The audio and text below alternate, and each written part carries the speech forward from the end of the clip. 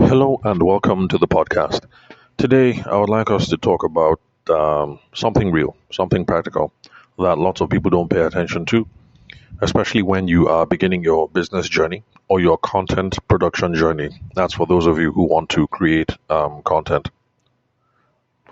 Um, okay, I guess what I'm trying to say is this: money is a significant factor. Let me repeat again: money is a significant factor. We are starting businesses, or we want to be in business. We're trying to build brands, we're trying to build careers, we're trying to do a whole bunch of stuff. And let's be frank, making content is easy. It's very, very easy. Because nowadays, all you need is a smartphone. That's all. Once you have a smartphone and you download Canva, you're good to go for Instagram. Once you have a smartphone and the phone has two cameras, you're good to go for Instagram Reels and all that stuff. Once you have a, a smartphone and the phone has decent recording capabilities, like my own phone, because I've done over 1,300 podcast episodes since I started this thing about 6 years ago, and I've not recorded any single podcast episode in the studio. It's always been on my phone. So making content is easy. Making content is also glamorous. It's also sweet. It also gives you a high. You also feel as if you're doing something. And so because of that, it's something that lots of Nigerian business owners, a lot of wannabe Nigerian entrepreneurs, they rush to because it's easy. But then they give very little thought to the money conversation. So when some people reach out and say, I want to start a podcast, and I say, don't start a podcast, it's not because I don't want your progress. I'm just trying to refocus you on a very key, important, fundamental thing, which is that money is important. And when we do this thing, whether we like it or not, money is one of the things that is behind us and is pushing us. And it's okay. It's not bad. It's not bad at all. So, excuse me. So, the reason why I'm talking about all these issues today is because of this. I've been chatting with someone recently. Well, and by the way, bro, if you think, is this me? Yeah, it actually is you. But I'm just sharing the benefits of this conversation here with other people so that people will not go down the same path that you and I have gone through. Because I could have told you the end from the beginning. And I tried to say it. And what did you tell me? You told me, leave me to worry about money. That you knew what you were doing. I said, okay. And I freed you. To be honest, at that point, I wanted to cut off the conversation. Because I was thinking, like, what the hell? I'm giving my time for free to listeners of the podcast. You reach out to me. I'm trying to give you some free advice to tell you how you're supposed to arrange one or two things. And then you give me attitude. I need to cut you off then and there. Not only cut you off, I wanted to block yourself because, to be honest, I didn't like your attitude. But anyway, since I started this podcast over 6 years ago, and since people have been reaching out to me to have conversations and to ask questions, I've only had to block one person. And honestly, after that, I regretted. I was like, nah, I shouldn't have blocked him. Like, the guy's a young dude. I should have just checked him. I should have corrected him. Like, you know what? We're in Nigeria, so there's a certain way of doing things. You don't just call somebody, after midnight. Like, from where to where? So, and let me stop being cryptic. So this dude reaches out now, and he has a very important message that he wants to share. And so because of that, he wants to start putting out content, and it's really, really wonderful work. It's around recovery, intox. How will I put it now? I don't want to say too much, just in case the other people who listen to the podcast who know this guy. Um, it's around recovery, from intoxication and substance abuse, because people go through all kinds of things. And I've said it before on the podcast that there's one of my cousins who, that's how the guy lost his life. You start playing around with small, small things. Before you know it, you graduate, you don't migrate, bigger substances. Before you know it, you're in a mess. You're in a huge mess. So this guy wants to talk about substance abuse and things like that. I said, sure, no problem. But then the first thing I told him was like, okay, cool. You want to do this thing. So I asked him straight up, and I ask any of you who reach out to me, I tell, look, are you a missionary or are you a mercenary? Excuse me. So I asked him the question, are you a missionary or are you a mercenary? And anybody who has come to me to tell me, I like what you do, I want to start a podcast, or I want to start going on Instagram or whatever, Ask anyone who has had a chat with me. It is one of the first questions I'll ask you. Are you a missionary or are you a mercenary? Now, what does that mean? Missionary is people feel like they have come across some good news, and from the very bottom of their heart, they want to share this good news with the rest of the world so that everybody can find healing, can find purpose, can have, can find whatever it is that they're looking for. People like that, people like those are missionaries. Like the early apostles. Peter, Paul, Andrew, the rest of them. Those ones are missionaries. You see the light, like, is this the truth? Is this the salvation of mankind? And then you want to run and spread the good news as far as possible. Those are missionaries. Then the other people, like me, mercenaries. A mercenary just wants money. I need money. I need Bali. What should I do? Show it to me. I will do it. Now give me my money. I'm a mercenary. So I ask people, who are you? Are you one of the apostles? Or you're like me? If you're like me, let's have this conversation. And let's figure out a way to get this money. Quick, quick. By the way, I'm not unethical. For any of you, if you're just discovering this podcast for the first time, please don't take me out of context. Listen to yesterday's episode, listen to all the prior episodes, and you have all my ideas in a fuller context. But before you begin, you're coming into the entrepreneurial space, the business space, you want to get into this whole content game, you have to ask yourself very, very clearly, are you a missionary or you're a mercenary? If you're a mercenary, no problem. We start having that money conversations from the get. This Instagram channel, this podcast, this whatever it is that you want to do, this TikTok handle, this whatever.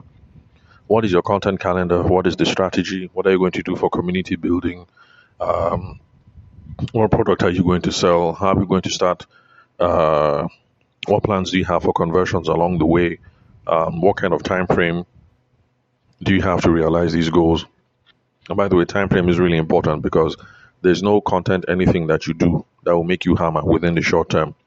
Now, there are people who hammer from content in the short term. Those people are anomalies. It is not the typical way that people pop off when it comes to social media.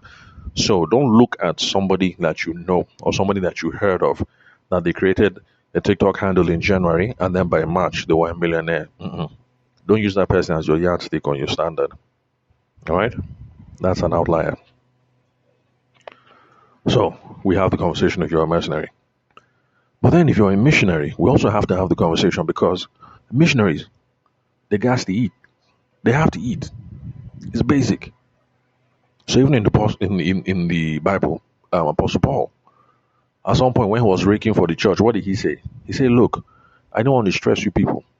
That if I could have been asking you people for money. But I said, no, I'm not going to burden anybody. I'm a tent maker. So I use my own hand. I make tent and I make money, my own money. Because even apostles have to eat. So for those of you who see yourselves as missionary, you've discovered something good about, motherhood or raising children or recovery from drugs. Or you've discovered something good about, the environment or your deeper self, your truer self, whatever the gospel is that you want to spread, missionaries have to eat. What is the plan for eating? Because if you don't have a plan to eat, it's going to cannibalize that mission that you want to do. If you can't put food on the table, you can't pay bills. What else? Internet, fuel, some basic stuff. Then your missionary thing that you want to do, you will stop it. You want to spread the good news about drug recovery because yes, it's a big scourge in Nigeria. Lots of people are on drugs. When I was in Ife, I knew one or two boys who used to smoke Igbo, but it's just Igbo now. Everybody does it. Minus me. I didn't do Igbo. But when everybody does it, you split up once in a while, and then life continues. But from there, but for some people, Igbo was a gateway drug. From Igbo, you now enter all kinds of things. Then my brother was in Unilag, and I even saw what was going on there. Some people, they'll be cooking beans, for instance. You put Igbo inside. They say, not be Mary J. Be this. You say, no, it's just vegetable. It's not as if it's drugs. It's just vegetable. So when they're cooking beans, you just put small Igbo inside. You say, no, I don't take Igbo, I don't smoke. But when you're cooking beans, you sprinkle Mary J. inside. And then from there, and then when I went to Kano, the things that's not in Kano. Somebody will take sachet of pure water. They will now take cough syrup. Then they will mix it inside the pure. I don't even know how they used to mix it up. You see somebody carrying pure water. The pure water is looking pink. It's looking reddish.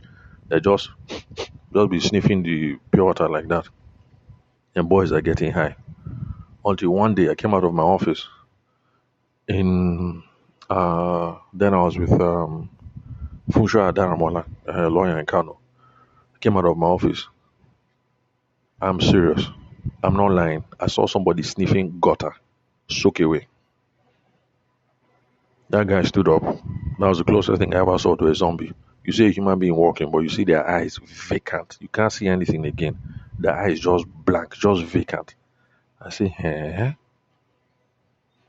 So yes, there's a huge drug problem. So my guy, you listening, I'm talking about you.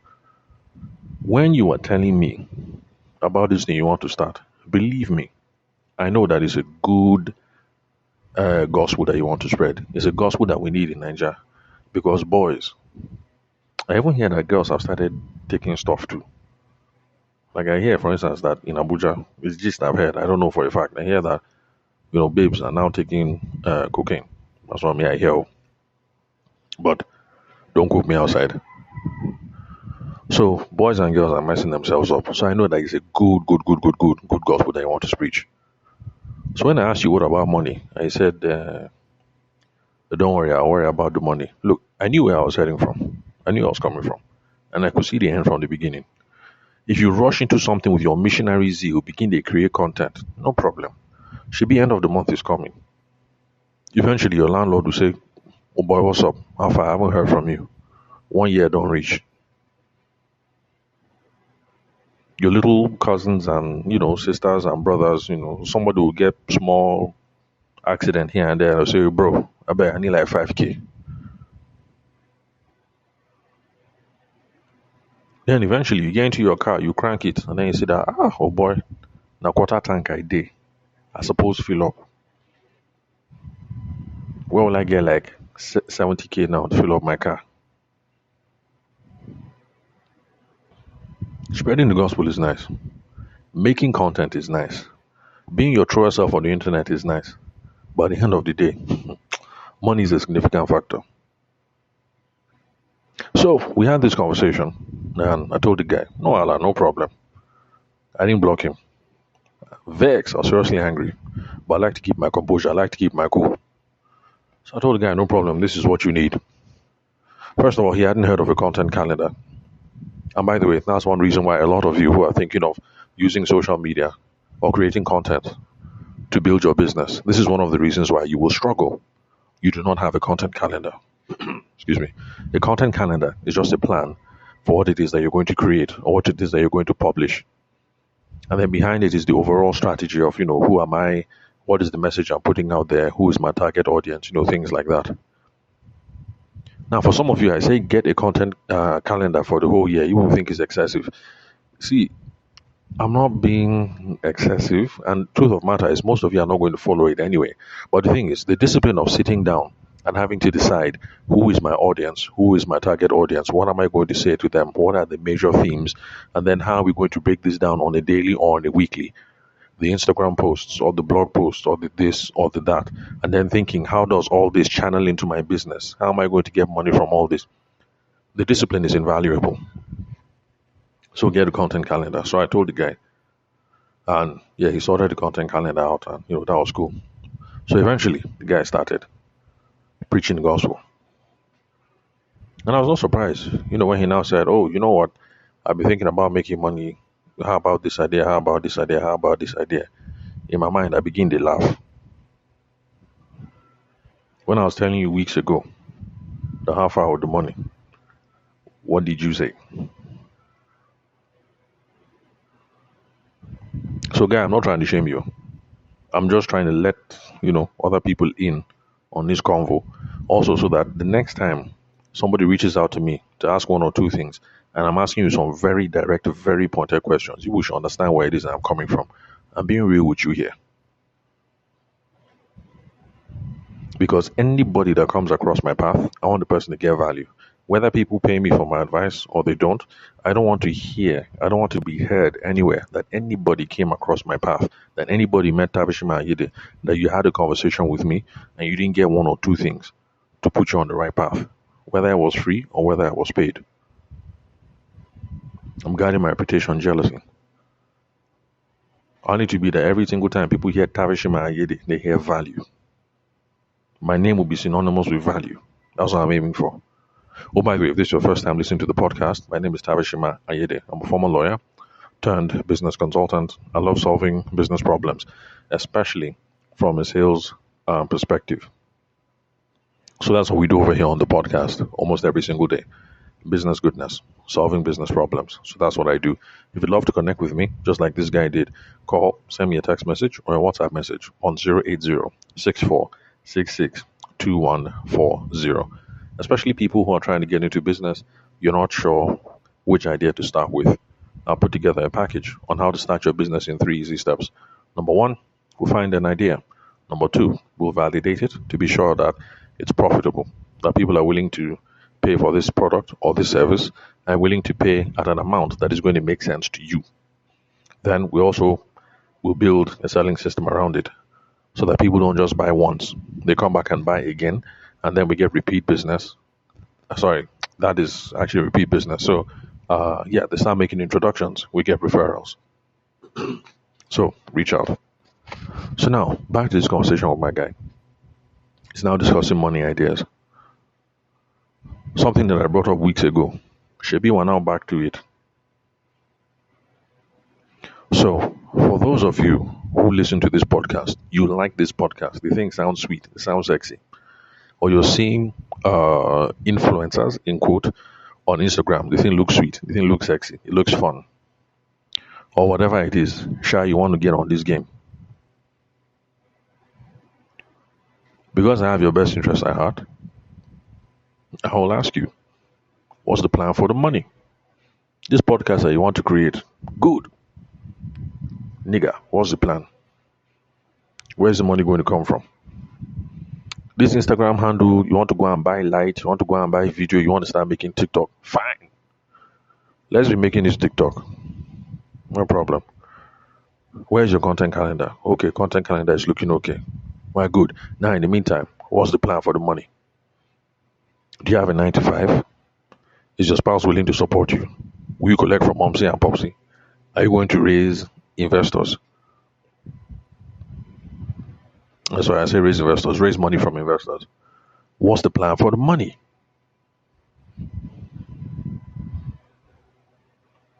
So, I guess I said it all. Money is a significant factor. This thing looks like it's sweet. It looks like it's easy. But the thing is, for those of us who are mercenaries, who want to make money, social media, content production, content marketing, whatever it is you want to call it, does not bring in sales in the short term. Short term means 0 to 1 year. So there is no business idea that you are going to have that is built around content marketing, social media, or whatnot that will bring in money in less than 1 year. There is none. For the people who have done that, those were outliers. I repeat it again because some of you will be quick to say, what about this guy? What about that guy? Those ones are outliers. That is not the usual thing. That is not the average thing. And if the guy says he's not an outlier, that was deliberate, oh, then please go and pay him whatever it is he asks for or she asks for so that they will teach you the system.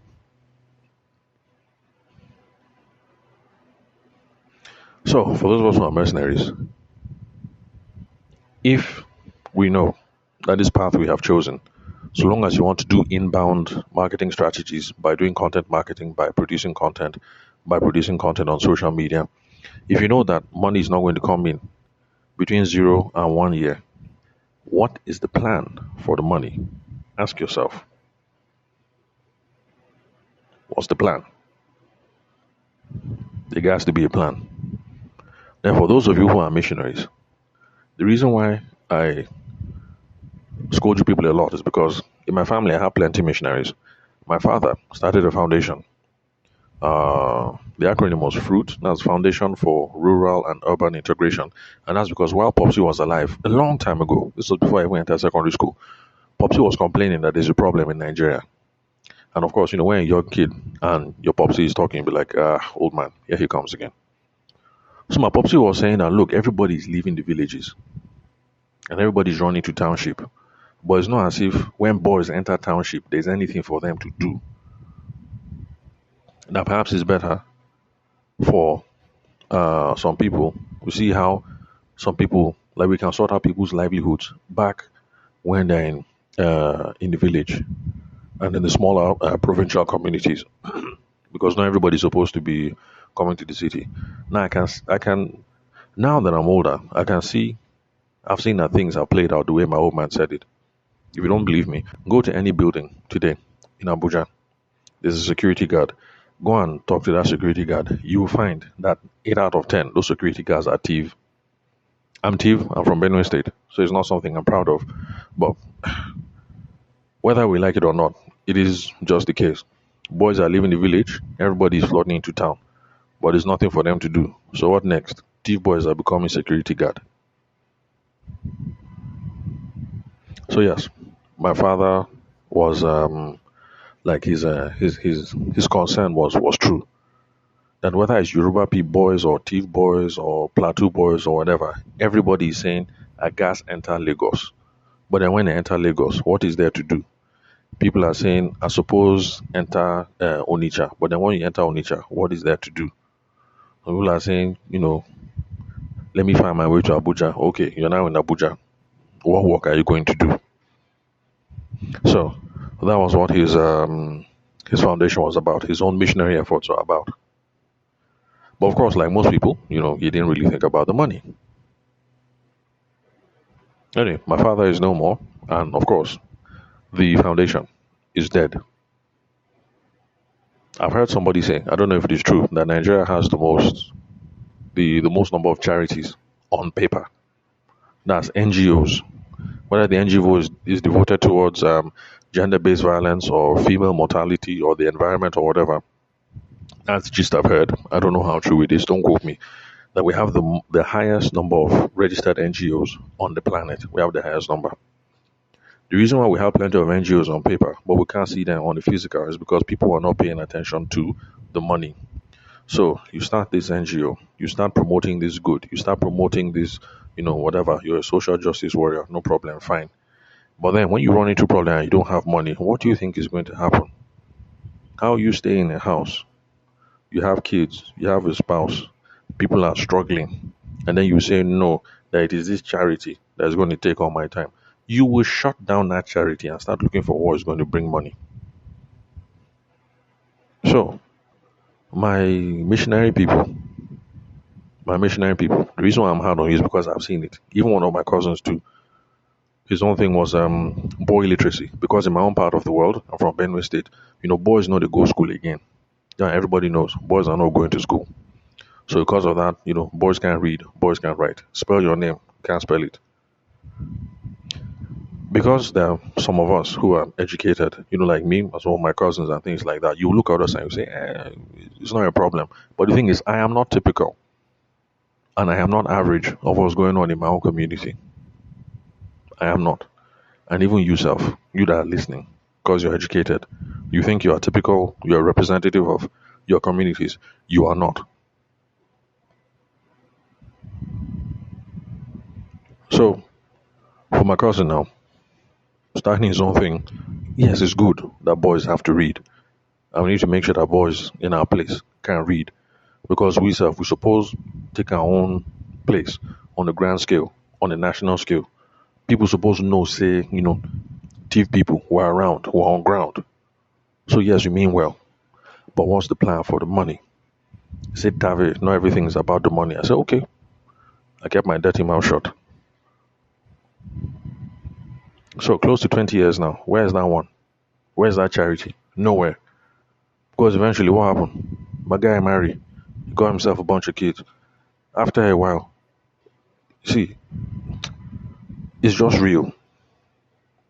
You want boys in the village to know how to read, no problem. But then you have a wife and your children at home. What are you going to do?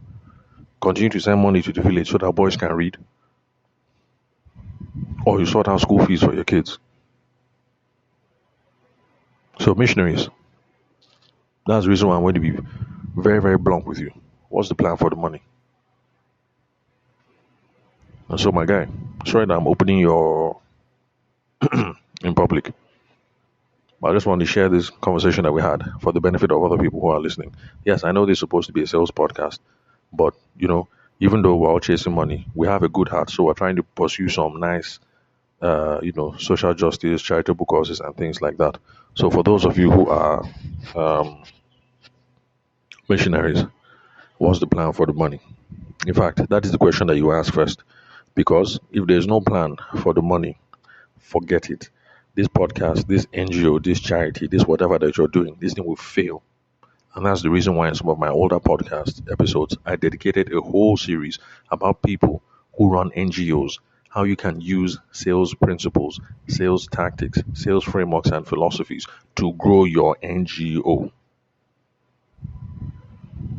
Some of you will say, no, no, that's somehow. Mm-mm. I didn't say that when the NGO and this thing starts making money, you should pocket the money. I didn't say pocket the money. I'm just saying that we have to be real about this thing. What's a plan for the money?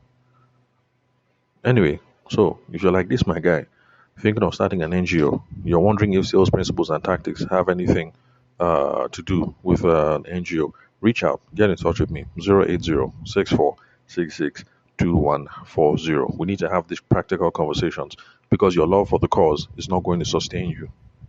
It is money that will sustain you, and it's money that will sustain this project. Then, for those of you who are thinking of starting a business, you have two, three, four ideas, you do not know which one to start, reach out. The phone number is 080-6466-2140. Reach out. Let's figure out which business idea is the best, the one that we can validate and be sure that people are willing to pay for and that is going to be profitable, and then the one that we can build a selling system around. Then, of course, there are some other people who say, "Oh, I like this, but I don't like step one and two. I only like step three." That's not a problem. You can reach out and say, "Look, my challenge now is building a selling system around the idea." No problem. Reach out 080-6466-2140. So again, guy, sorry that I opened your in public, but it's a message that other people need to hear. And by the way, still behind you, still support you. So, any which way that I can offer value, I I definitely will. So, wishing you well and plenty of prayers for those of you, especially who are working in this whole drugs and recovery space, because this drug thing, man, this thing has caused carnage in Nigeria, serious carnage.